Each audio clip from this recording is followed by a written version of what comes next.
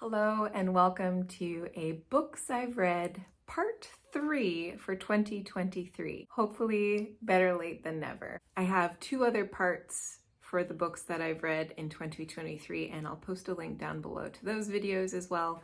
And these are the ones that I read at the end of the year. So let's just get started. Babel by R.F. Kuang. This is a fantasy that feels so much more real, and even as I think about it now, I get all choked up because this was the most powerful book that I may have ever read. I was impacted by this book for months to come, and you will see from a lot of my book choices here on out that I really just wanted to read things that just were light and fluffy and airy and didn't make me think so critically. And this book did just that. And it was extremely relatable and believable, and the characters were so incredibly well developed and so real that I felt very, very connected to them. I really, really cared about what happened to them and their world, and struggled with a lot of the choices that they made, just as the characters did in the book as well. Really, this book uses magic loosely and the fantasy realm to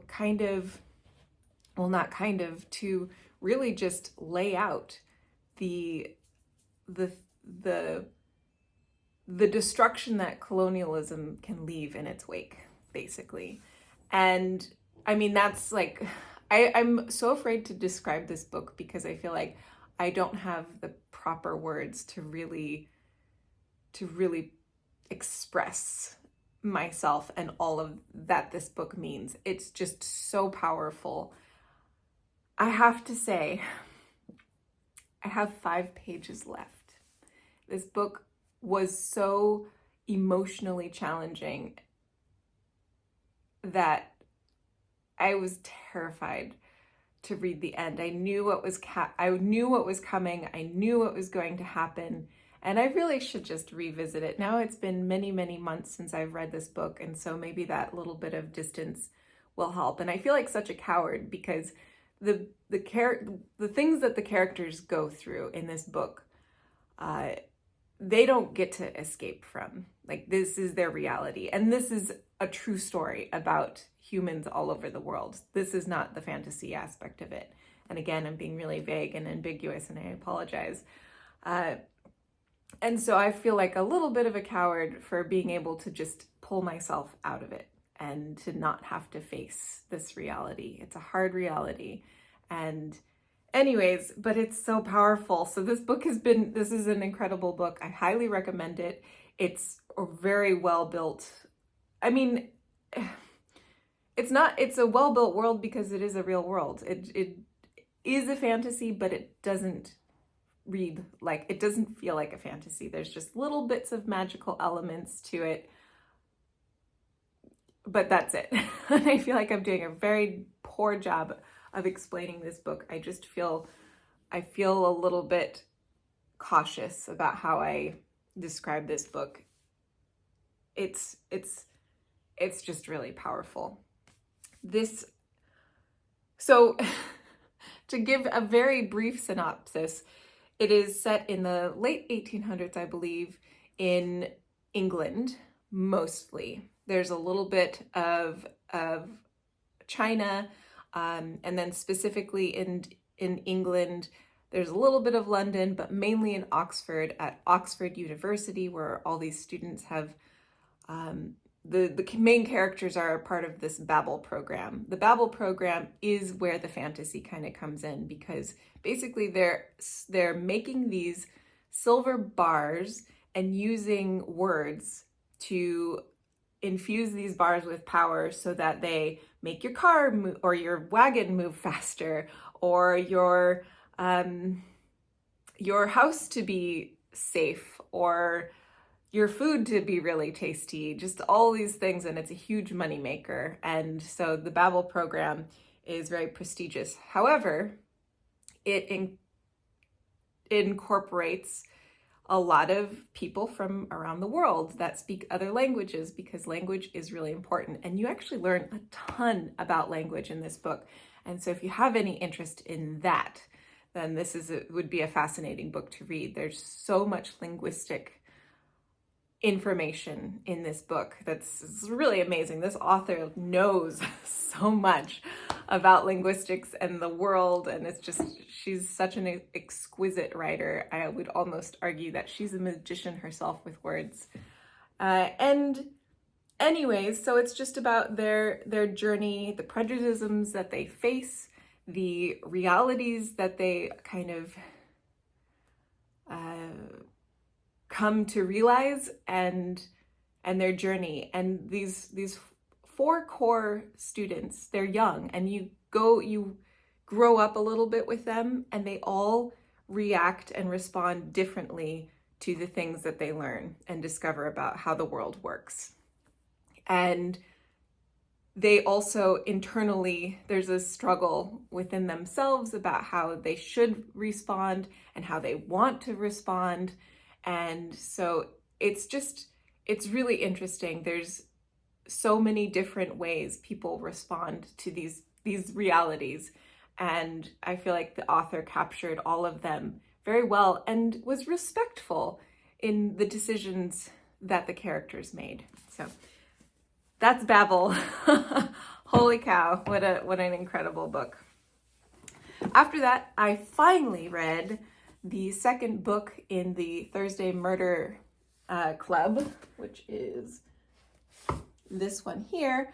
And I enjoyed this one so much that I was terrified to read the second one because I didn't want to be disappointed. I just loved this book so much. The characters are also, like Babel, very, very relatable. They make my heart just feel very open and full of love, and I really want to meet these people because they feel like real people, and I would love to just sit and have coffee with them and learn about their whole lives. They have a lot to say. It's a group of older people living in a retirement community, and they end up solving a murder. And so the second one is a continuation of that, where they're solving another murder together. But really, like, as well developed as the mystery is, and as interesting as the mystery is, I feel like the characters just learning about their lives and how all the things that they've done and the fears that they face as they grow old and see their friends passing away. It's just really beautiful. It's very tender. It's very tenderly written. Anyways, I had been avoiding reading the sequel because it was just, the first book was so perfect, and I just wanted to let that sit in my mind forever and not be tainted by perhaps a disappointing sequel. My uncle sent this to me, and I finally was like, you know what? It's time. I'm going to read this book. And I did, and I was not at all disappointed, and it felt so good to come home to these characters again and to see what they're up to. So I had no regrets there. And I enjoyed it just as much as I did the first one. And honestly, I can't say which one I enjoyed more. I think it just feels like a whole one big story, and I just really like this series. And I actually have the third one, and we'll probably get to it this year. Then I read The Weston Game, which was recommended by a friend of mine. This is a very traditional middle school book, I believe, that is read. I didn't read it, and so it felt like I was missing out on a part of our pop culture. And my friend encouraged that I read it, said I would like it because it's a mystery, and indeed, I did enjoy it. It's a very quick read. I mean, it's meant for middle schoolers, although I think you don't have to be a middle schooler to appreciate this story. It's a really interesting story and feels pretty unique, actually, in the world of mysteries. And I don't want to say anything that'll spoil it, but essentially, the characters are younger, probably middle school age. I think maybe there's an older one and a younger one too, but I honestly can't remember because it's been a little while now at this point. I think it's a book that I wouldn't mind revisiting. Now that I know what the secret is, I feel like it would be a really great book to go back, reread, and find out all those little hints, all the little clues that the author drops throughout the whole story. Because I bet it's just a treasure trove of them that I just went over my head because I wasn't thinking about what the mystery is. So anyways, it was a lot of fun. It's also fun when you have a setting that is like an old house and an apartment complex and a group of kids. It's just like kind of reminds me of the Goonies in some way. It's that nostalgic, exciting, adventurous setting. Still recovering, honestly, from from Babel and just wanting to like read really different things that are beyond what I normally read. And I picked this one, which was recommended by someone on YouTube. She had been reading it and I was like, why not? This is not a book I would ever gravitate towards otherwise, I think. This one is When Life Gives You Vampires by Gloria Duke. And it's about a woman who ends up being turned into a vampire and how she copes with that, how she is able to adapt and adjust to this very different world that she now exists in.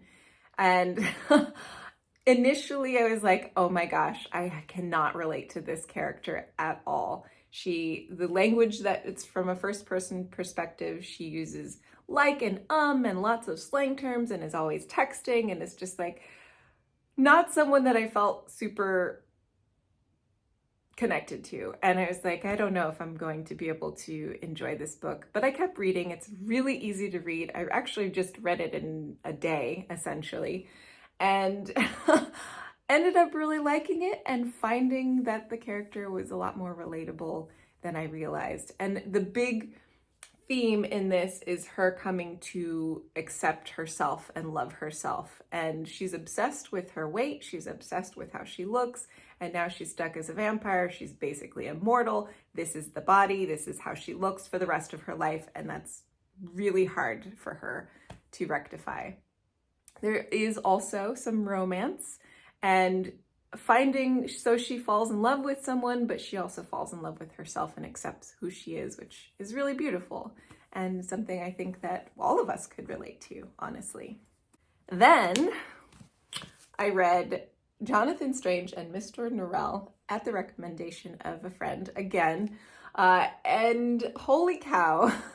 First of all, this book took me a very long time to get through. It's dense.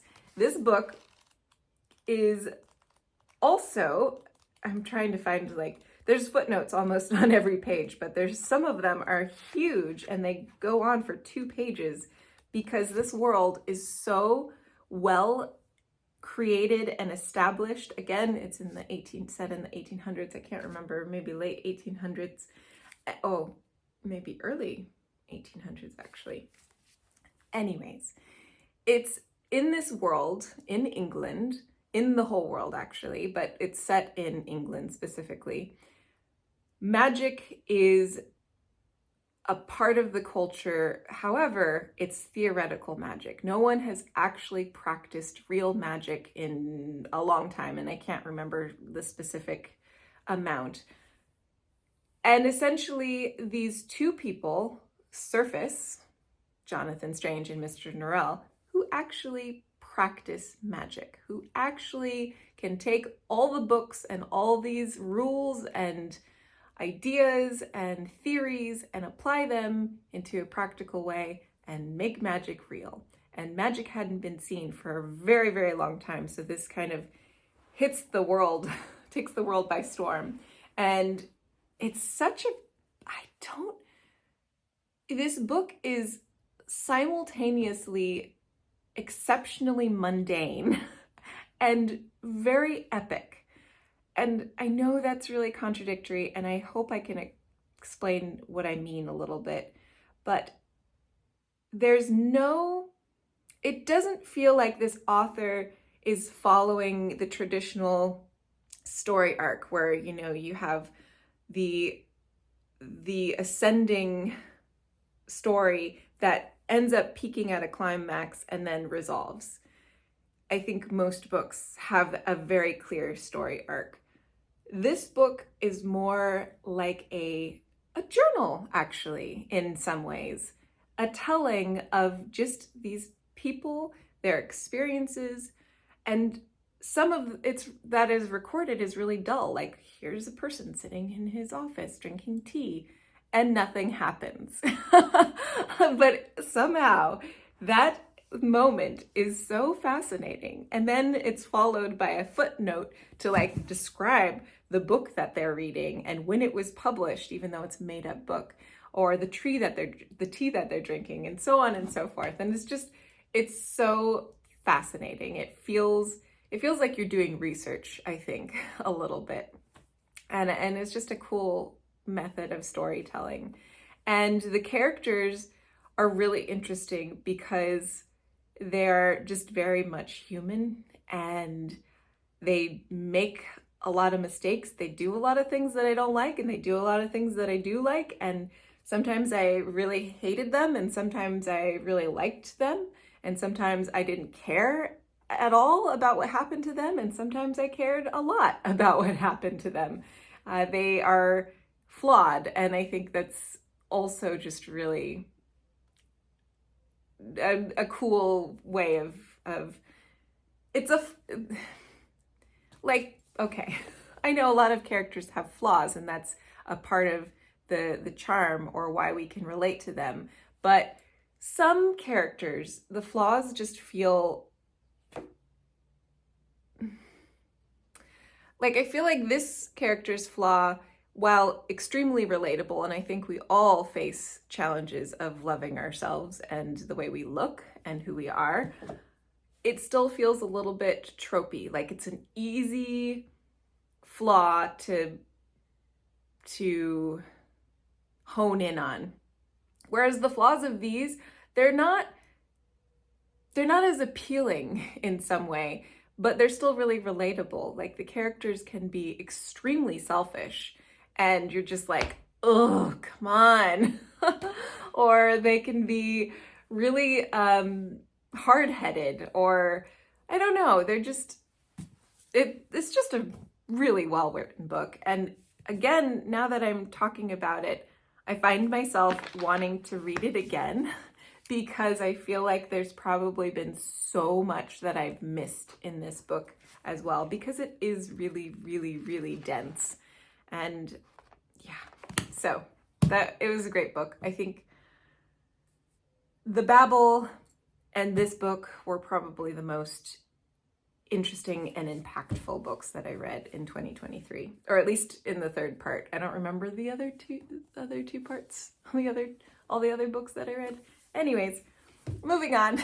I wanted something really short and simple after a very dense read, and that was The Very Secret Society of Irregular Witches. Again, not really a book that I would pick up off the shelf, but it was recommended in a YouTube video, and I was like, why not?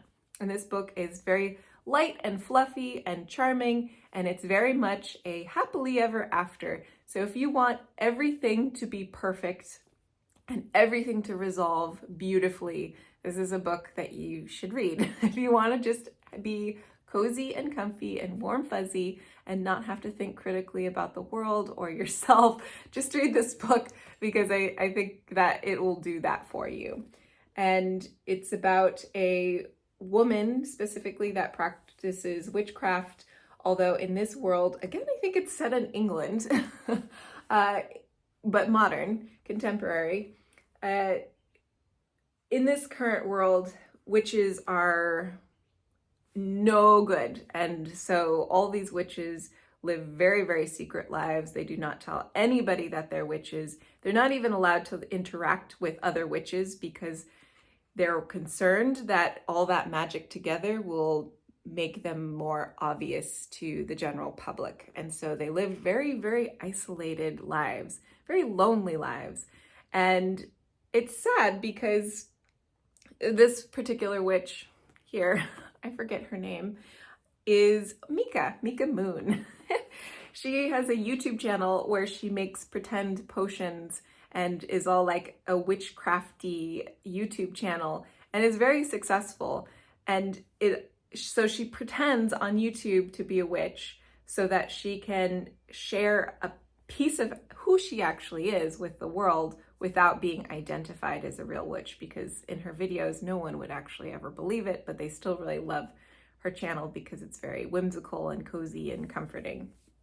She ends up moving into a house with 3 or 4 other children who are all witches. And this is like this has not happened in centuries where all these witches are living together under one roof, because it's been banned. It's basically like against the witch law or something of that sort. And she is hired to basically be their nanny and their teacher and to help them hone in on their magic and kind of tamper it, because things keep happening where their magic just goes awry because they can't control it. And so she's meant to help them harness their magic. And it's also got a little romance, and it's a really sweet story. It's super easy to read. You could read it in a day if you wanted, and just feel kind of content knowing that everything works out. And then the last book was probably the most funny and entertaining book that I read in this particular group of books. This is called Rose to Roswell. Again, not necessarily a book I would have picked out on the shelf, but again, was recommended by a YouTuber. Connie Willis is the author. It's about an alien that lands and takes someone hostage, and their whole adventure together and all the other hostages that they collect along the way, which is a really, really fascinating cast of characters. And they're all very fun and very unique in their own way. And they travel around the Southwest, which also was appealing because that's my backyard. And so there was a lot of things that I recognized or could relate to or had been to, although I've actually never been to Roswell. But it was just a really fun story, and I feel like the author of this did such an incredible job developing the characters, the alien, and the relationship that the alien has with the humans. I love the relationship that the alien has with the humans and how they all relate to the alien in different ways, and how they learn each other's language, which I thought was really fascinating. So this was just a really fun, a super fun adventure book. And it had been a little while since I read just like a pure adventure book. It kind of made me nostalgic for like Kidnapped or Treasure Island or something. It just was very much an adventure, and I enjoyed it a lot. So that, folks, is finally Part 3, books I read in 2023. Once again, I'll post a link down below to the other parts so that you can see the other videos that I read in that year. And hopefully I'll be on the ball this year with books that I've read, and I won't wait till the following year. So thank you all for watching, and I'll see y'all later.